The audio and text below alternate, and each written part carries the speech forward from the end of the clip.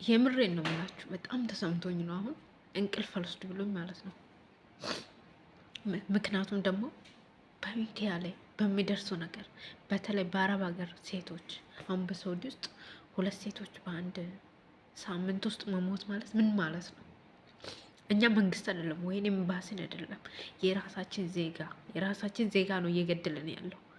በሰው ሀገርም ሆነን በሀገራችንም ውስጥ ሆነን በራሳችን ዜጋ እየተገደልን ያለው። ማን ነው ይህን ድምፅ የሚሆነው? ምክንያቱም በሀገራችን ውስጥ ህግ ስለጠፋ ነው፣ ህግ ስለሌለ ነው። ገባችሁ? ወተንም በሰው ሀገር ውስጥ ለመለወጥ ብንወጣ እንኳን በሰው ሀገር ውስጥ የምንባላ ዜጎች ነን። ምንገዳደል እንመለስበታለን። ስለ ኤምባሲ ይጀመራል እንዴ?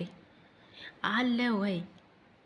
ከሞቱ በኋላ ራሱ ነው ሬሳውን ለመቀበል ብቻ አሻገዳ ይላሉ። የምሬ ነው የምላችሁ። እንደ አንድ ዜጋ ኢትዮጵያዊ ሆኜ ሳስቡ ኢትዮጵያዊ በመሆኔ ይከፋኛል። ለምን እንደሆነ ታውቃላችሁ? እንደ ኢትዮጵያዊ በየቦታ የሚጨፈጭፍና የሚገደል የለም። ለሬሳ ብቻ ነው ሁሉም ሰንደቅ ዓላማው እንደዚህ እያደረገ የሚያሽከረክራት። እኔ ዜጋ ነኝ። ሰው ሲሞት ብቻ ነው ሁላችሁም ለድምፅ የምትሮጡት። የምሬ ነው የምላችሁ። ምን አይነት ጨካኝ ነው ህዝብ ነው እየበዛ ያለው በእኛ በኢትዮጵያዊነት ስም። ልንገራችሁ አንድ ነገር፣ እኔ ኢትዮጵያ ስላደገች ወይ ልማቷ ምኑ ይሄ ስለተንጸባረቅ ምናምን ምናችንም አይታይም።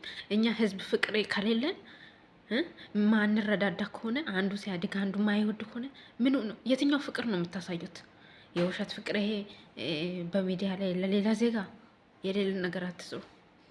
መጀመሪያ ትክክለኛ ማንነታችሁን አውጡ። የምሬን ነው የምላችሁ። የእያንዳንዳችሁ በሰው ላይ የምታረጓት እያንዳንድሽ እቤትሽ ድረስ ይገባልሻል። እቤትሽ የሚቀር አይመስልሽ። ዞሮ እድል እቤትሽ ትገባታለች። ይመኘኝ ሰው እየዘራውን ነው የሚያጭደው። የምሬን ነው የምላችሁ። እኔም 2 እህቶች አሉኝ። እኔ አረብ ሀገር ሳስበው ለማሰብ ራሱ ይጨንቃል። የምሬን ነው የምላችሁ። እነዚህ እንኳን ስሰማው ያመኛል። እነዚህ የምሬን ነው። ግን አለ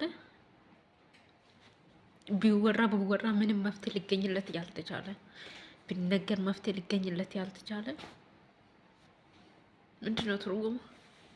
ፈጣሪ ይፈተዋል።